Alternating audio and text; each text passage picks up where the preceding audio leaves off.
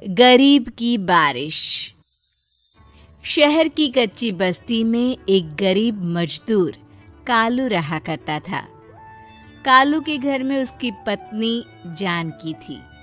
जानकी लोगों के घरों में झाड़ू पोछा करके कुछ पैसे कमा लेती थी और वहीं कालू किसी तरह मेहनत मजदूरी करके 2 वक्त की रोटी का जुगाड़ कर लेता था। कुछ दिनों से हो रही बारिश के कारण कालू की मजदूरी बंद हो गई थी। अरे जानकी, इस बार तो बरसात ने हद ही कर दी, रुकने का नाम ही नहीं ले रही। कुछ समझ में नहीं आ रहा, अगर इसी तरह काम पर नहीं गया तो 2 वक्त की रोटी का जुगाड़ कैसे होगा। अरे तुम चिंता क्यों करते हो? बारिश का क्या है, एक आध दिन में रुक जाएगी और उसके बाद में फिर से काम शुरू हो जाएगा। अरे 3 दिन तो हो गए, बरसात तो रुक ही नहीं रही है और आगे भी रुकने के कोई आसार नहीं दिख रहे। तो क्या हुआ, तुम्हारा काम बंद हुआ है ना? मैं तो अभी भी लोगों के घर झाड़ू पोछा करने जाती ही हूँ। मेरे पगार से कुछ दिन तो निकल ही जाएंगे। अरे घर का खर्चा तो हम किसी तरह चला लेंगे जानकी, लेकिन ये जो छत टपक रही है इसका क्या करेंगे? ये बात तो आपकी सही है। हमारी झोपड़ी अब काफी पुरानी हो चुकी है और इसके छप्पर में भी कई सारे छेद हो गए हैं। रात भर पानी टपकता रहता है। अरे मैं भी इसी बात से बहुत परेशान रहता हूँ। कहीं किसी दिन ज्यादा बारिश आ गई तो हमारी झोपड़ी टूटकर बिखर ना जाए। राम राम राम, ऐसी अशुभ बातें क्यों करते हो? अरे ऐसा कुछ नहीं होने वाला। ये झोपड़ी ही तो हमारा सब कुछ है। अगर यही नहीं रही तो हम जाएंगे कहाँ? ठीक है जानकी, जब तुम्हारी पगार मिल जाएगी तो कुछ पैसे बचाकर झोपड़ी के छप्पर की मरम्मत करवा लेंगे। शायद हमारी परेशानी कुछ कम हो जाए। ठीक है जी, अब ना ज्यादा परेशान मत हो। ये लो, खाना खा लो और सो जाओ। सुबह मुझे भी जल्दी काम पर जाना है। जानकी और कालू अपनी झोपड़ी में सो गए। रात को अचानक से बहुत तेज बारिश शुरू हो गई। धीरे धीरे बारिश का पानी कालू की बस्ती में भरने लगा। पानी भरते भरते झोपड़ी के बाहर तक पहुंच गया था। सुबह के वक्त जब कालू और जानकी सोकर उठे, हे भगवान, ये क्या हो गया? बारिश का पानी तो हमारे घरों तक पहुंच चुका है। अब मैं काम पर कैसे जाऊंगी? रहने दो जानकी, तुम आज काम पर मत जाओ। ऐसे पानी से निकल कर जाओगी और बीमार पड़ गई तो लेने के देने पड़ जाएंगे। लेकिन अगर नहीं गई तो मालकिन लोग नाराज हो जाएंगे। आप जानते हैं ना, बड़ी मुश्किल से एक दिन की छुट्टी भी नहीं देती है। अरे लेकिन जानकी, झोपड़ी के बाहर तो पूरी बस्ती में पानी भरा है, तुम जाओगी कैसे? जानकी जैसे तैसे करके काम पर चली जाती है, लेकिन अगले दिन फिर से बहुत ज्यादा बारिश होती है और बस्ती में ज्यादा पानी भर जाता है। आज तो मैं तुम्हें किसी भी तरह काम पर नहीं जाने दूंगा। अरे अगर तुम्हें कुछ हो गया तो क्या होगा? ठीक है, तुम ठीक ही कहते हो। आज नहीं जाती। अगर मालकिन नाराज हो गई तो मना लूंगी किसी तरह। अरे मनाने वाली क्या बात है? जब तुम बताओगी कि हमारी झोपड़ी में पानी भर गया है तो वो खुद ही समझ जाएंगे ना। अगले 2 दिन तक तेज बारिश होने की वजह से जानकी, कालू और आसपास की बस्ती में रहने वाले सभी लोगों के घरों में पानी भर जाता है, जिसकी वजह से जानकी काम पर नहीं जा पाती और 3 दिन के बाद जैसे ही जानकी काम पर पहुंचती है, कहाँ थी तुम? पिछले 3 दिनों से काम पर क्यों नहीं आई?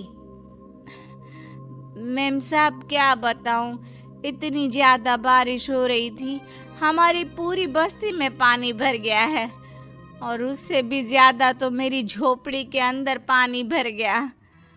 आप ही बताइए कैसे आती मैं? इसका मतलब ये हुआ कि बारिश होगी तो तुम काम पर नहीं आओगी? ना ना, मेरे कहने का ये मतलब नहीं था मेम साहब। तुम जानती भी हो 3 दिन से कितनी परेशानी हो रही है मुझे। सारा काम मुझे खुद करना पड़ा। माफ कर दीजिए मालकिन जी, पर मैं क्या करती, आने के लिए रास्ता ही नहीं था, सब जगह पानी भरा हुआ था। बहाने तो तुझे बहुत बनाने आते हैं। जान की देख, अगर अगली बार ऐसा किया ना तो फिर काम से हमेशा के लिए छुट्टी। अरे ना ना मालकिन, ऐसा मत कीजिए।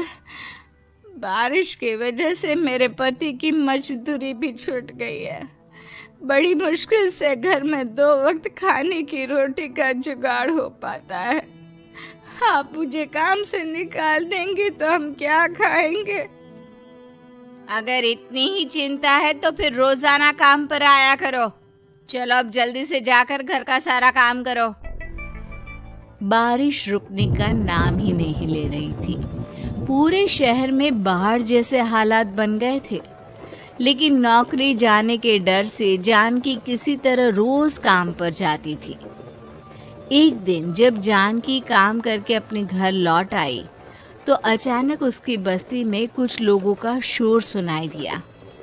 अरे लगता है बाहर कुछ हुआ है, मैं जाकर देखता हूँ। हाँ हाँ, पता तो कीजिए, ये बस्ती में लोग इतना शोर क्यों कर रहे हैं? बाहर जाकर कालू ने एक आदमी से पूछा। अरे क्या हुआ भाई, इतना शोर क्यों मचा रहा है? अरे क्या बताए भैया, अपने बस्ती के बाहर एक पुल टूट गया है और वहाँ पर एक कार फंसी है।